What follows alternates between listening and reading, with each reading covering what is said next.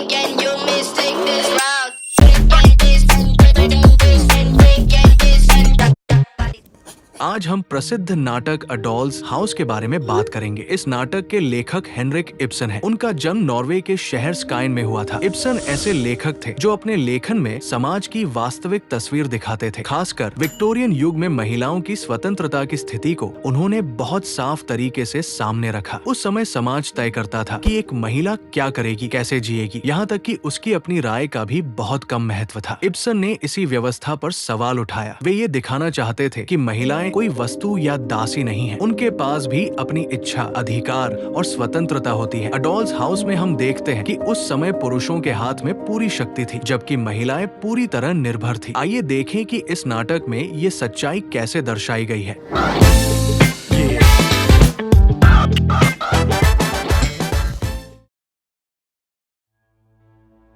इस नाटक के पात्र विक्टोरियन समाज की स्पष्ट तस्वीर प्रस्तुत करते हैं। नोरा उन महिलाओं का प्रतिनिधित्व करती है जो बाहर से खुश और सामान्य जीवन जीती दिखती है, लेकिन उन्हें अपने विचार और इच्छाएं व्यक्त करने की स्वतंत्रता नहीं होती। टॉरवाल्ड हेल्मर पुरुष नियंत्रण का प्रतीक है, जहाँ पति खुद को पत्नी से ऊंचा मानता है और उसे अपने अनुसार चलाना चाहता है। मिसेस लिंडे वास्तविक जीवन के संघर्ष को दिखाती है, जहाँ एक महिला को जीवित रहने के लिए खुद काम करना पड़ता है और अपनी जिम्मेदारियां संभालनी पड़ती है। क्रॉकस्टेड समाज की कठोरता को दर्शाता है, जहां एक बार गलती करने पर व्यक्ति को आसानी से माफ नहीं किया जाता। डॉक्टर रैंक छुपे हुए दर्द और बीमारी का प्रतीक है, जो समाज में खुलकर सामने नहीं आते। इस तरह हर पात्र विक्टोरियन युग के अलग अलग पहलुओं को दिखाता है। नियंत्रण, सामाजिक दबाव, भय और स्वतंत्रता की कमी। पूरा नाटक उस समय के समाज की सच्चाई को सामने लाता है।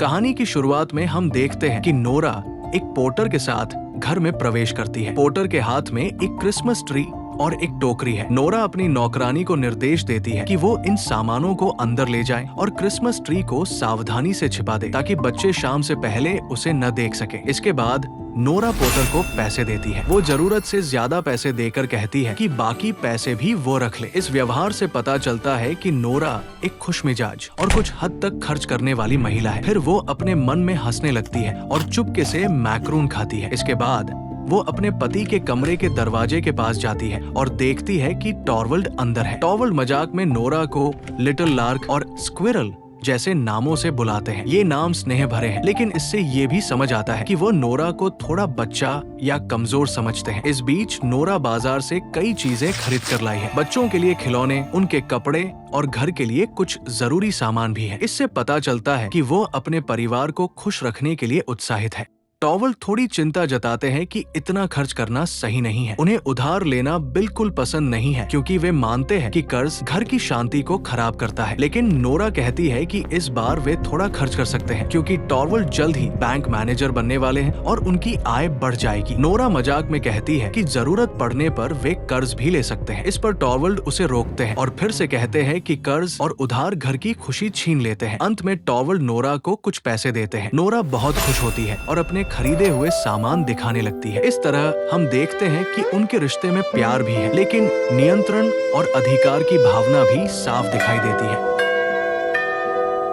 अचानक दरवाजे पर दस्तक सुनाई देती है। टॉवल नोरा को सावधान करते हैं कि अगर कोई आए तो कह दे कि वो घर पर नहीं है। तभी नौकरानी आकर बताती है कि एक अनजान महिला नोरा से मिलने आई है और साथ ही डॉक्टर रैंक भी आ गए हैं। टॉरवल्ड अपने कमरे में चले जाते हैं। नोरा उस महिला को अंदर बुला लेती है। महिला अंदर आती है और शांत, थकी हुई आवाज में अपना परिचय देती है। पहले नोरा उसे पहचान नहीं पाती। कुछ देर बाद उसे समझ आता है कि वो उसकी पुरानी सहेली क्रिस्टीन लिंडे है। इतने वर्षों बाद दोनों की मुलाकात होती है। नोरा हैरान रह जाती है, क्योंकि क्रिस्टीन पहले से बहुत बदल चुकी है। उसका चेहरा फीका और थका हुआ लगता है। बातचीत से पता चलता है कि क्रिस्टीन विधवा है। उसका पति अब जीवित नहीं है और उसने कोई संपत्ति नहीं छोड़ी। उनके कोई बच्चे भी नहीं थे। ऐसे में उसे अकेले ही मेहनत करके जीवन चलाना पड़ा। उसने छोटे छोटे काम किए, जैसे दुकान और स्कूल में काम करना। अब उसकी माँ भी नहीं रही और उसके भाई अपने जीवन में व्यस्त है। इस कारण वो पूरी तरह अकेली हो गई है और काम की तलाश में शहर आई है। नोरा उसे सांत्वना देती है और अपने जीवन की स्थिति भी साझा करती है। वो बताती है कि टॉरवल जल्द ही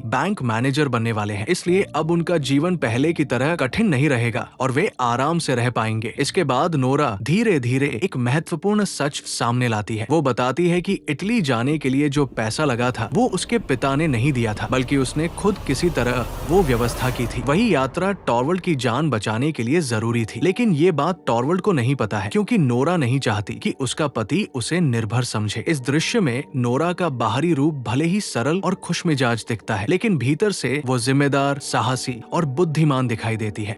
उसी समय फिर दरवाजे की घंटी बजती है। मिसेज लिंडे उठकर जाने लगती है, लेकिन नोरा उन्हें रोक देती है। वो कहती है, यहाँ कोई नहीं आएगा, शायद कोई टॉरवाल्ड से मिलने आया है। तभी नौकरानी आकर बताती है कि एक आदमी टॉरवाल्ड से मिलने आया है। नोरा पूछती है, कौन है? बाहर से आवाज आती है, क्रोगस्टाड। ये नाम सुनते ही मिसेज लिंडे चौंक जाती है और घबराकर खिड़की की तरफ चली जाती है। इससे लगता है कि क्रोगस्टाड से उनका कोई पुराना रिश्ता है। नोरा धीमी आवाज में क्रोगस्टाड से पूछती है, वो क्यों आया है? क्रोगस्टाड कहता है, ये बैंक का काम है। वो वहाँ एक छोटे पद पर काम करता है और टॉरवाल्ड अब वहाँ का प्रमुख बनने वाला है। नोरा उसे स्टडी रूम में जाने को कहती है ताकि वो टॉरवाल्ड से मिल सके। फिर क्रोगस्टाड अंदर चला जाता है। इसके बाद मिसेज लिंडे नोरा से पूछती है कि वो आदमी कौन था। नोरा बताती है, उसका नाम क्रोगस्टेड है, वो एक वकील है। ये सुनकर मिसेज लिंडे थोड़ा चौंकती है और कहती है, क्या सच में वही आदमी था? नोरा पूछती है, क्या आप उसे जानती है? मिसेज लिंडे कहती है, हाँ, कई साल पहले वो उनके शहर में एक क्लर्क के रूप में काम करता था, तभी से वो उसे जानती है। नोरा कहती है, अब वो काफी बदल गया है। उसका शादीशुदा जीवन बहुत दुख भरा था, अब वो विधवा है और उसके कुछ बच्चे भी हैं। ये कहते हुए नोरा चूल्हे का दरवाजा बंद कर देती है और कमरे की एक कुर्सी थोड़ा खिसका देती है। मिसेज लिंडे कहती है, सुना है वो अब कई तरह के काम करता है। नोरा ज्यादा दिलचस्पी नहीं दिखाती और कहती है, उसे इन बातों का कुछ पता नहीं और काम धंधे की बातें सुनकर उसे अच्छा नहीं लगता।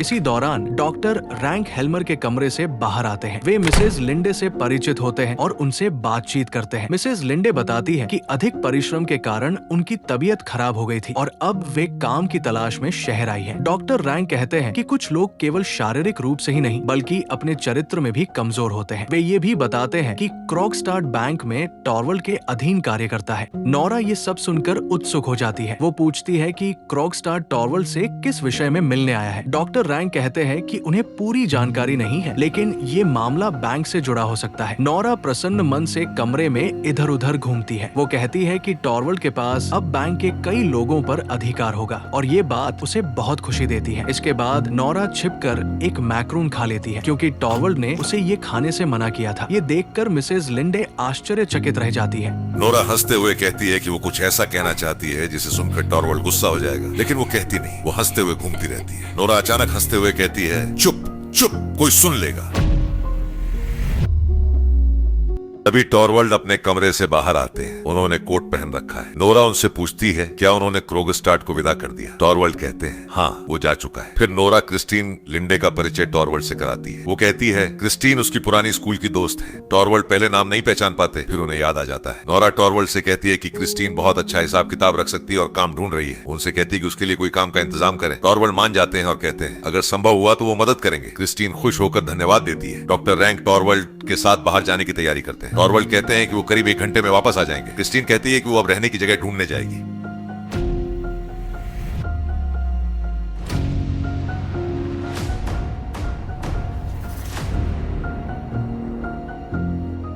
टॉरवल्ड और डॉक्टर रैंक उसके साथ थोड़ा रास्ता चलते हैं। नोरा सबको विदा कहती है और कहती है, आज शाम फिर मिलेंगे। तभी नीचे से बच्चों की आवाज सुनाई देती है। नोरा खुशी से दरवाजा खोल देती है। वो अंदर आते ही अपने बच्चों को देखती है। वो उनके पास जाती है और उनसे प्यार से बात करती है। बच्चों के चेहरे लाल हैं क्योंकि वे बाहर खेल कर आए हैं। नोरा उन्हें गोद में उठाती है, चूमती है और उनके दिन के बारे में पूछती है। फिर वो नौकरानी से छोटे बच्चे को लेकर उसके साथ हल्के हल्के नाचती है और सबको हंसा देती है। इसके बाद वो बच्चों के साथ लुका छिपी खेलने लगती है। कुछ देर बाद नोरा मेज के नीचे छिप जाती है। बच्चे उसे ढूंढते रहते हैं और आखिर उसे पा लेते हैं। सब मिलकर जोर से हंस पड़ते हैं। ठीक उसी समय दरवाजे पर दस्तक होती है।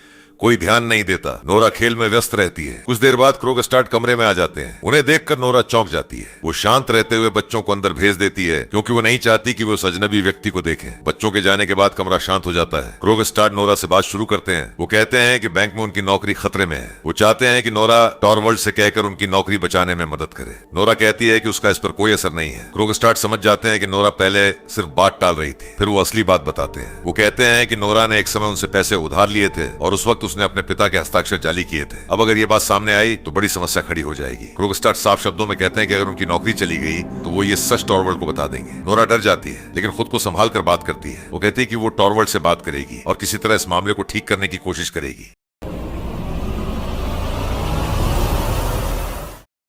कुछ ही देर बाद नोरा देखती है कि टॉरवल्ड वापस आ गए हैं। टॉरवल्ड पूछते हैं क्या कोई आया था। नोरा पहले मना करती है, फिर मान लेती है कि क्रोगस्टार्ड आए थे। ये सुनकर टॉरवल्ड नाराज हो जाते हैं। वो कहते हैं कि क्रोगस्टार्ड अच्छा आदमी नहीं है और नोरा को उससे बात नहीं करनी चाहिए थी। वो नोरा को झूठ बोलने के लिए भी डांटते हैं। बाहर से वो नरमी से बात करते हैं लेकिन उनके व्यवहार में एक तरह का नियंत्रण दिखता है। नोरा बात को बदलने के लिए पार्टी की चर्चा छेड़ देती है। इसके बाद टॉरवल्ड क्रोगस्टार्ड को जालसाज कहकर कड़ी आलोचना करते हैं। वो कहते हैं कि ऐसे लोग घर और समाज दोनों को बिगाड़ देते हैं। नोरा चुपचाप सुनती रहती है क्योंकि वो जानती है कि उसने भी वही गलती की है। अंत में टॉरवल्ड वहां से चले जाते हैं और नोरा डर और चिंता में अकेली खड़ी रह जाती है। इसी तरह एक्ट 1 समाप्त होता है। एक्ट 2 में क्या होता है ये जानने के लिए अगले भाग का इंतजार करना होगा। वहां नोरा की जिंदगी का दबाव, उसके छुपे हुए सच और रिश्तों का तनाव और गहराई से सामने आता है। तब तक के लिए विदा। अंत में ये गीत सुन लीजिए।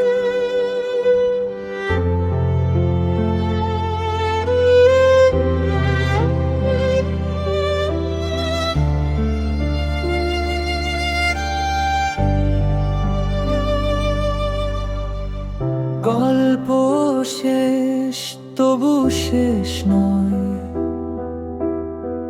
শব্দগুলো রয়ে যায় চোখের কোণে, নীরব স্বপ্ন মনের ভেতর বাজে হাওয়া। আজকে তবে এখানেই থামি, সময় নিল একটু বিরতি, আবার ফিরব নতুন গল্পে, নতুন কিছুর আভাস নিয়ে জ্বলি।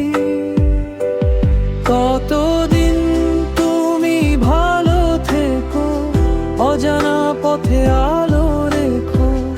গল্প কোনো রাতে হঠাৎ তা গল্প ছুঁয়ে দেখো,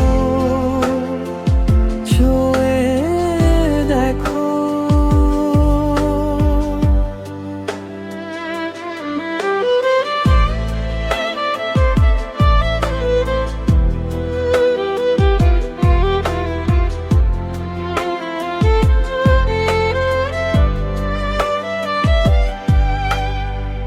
চলে যাই তবু হারাই না, গল্পগুলো পথ খুঁজে নে। আবার দেখা হবে আমাদের নতুন কোনো গল্পের শেষে বা শুরুর বেলা।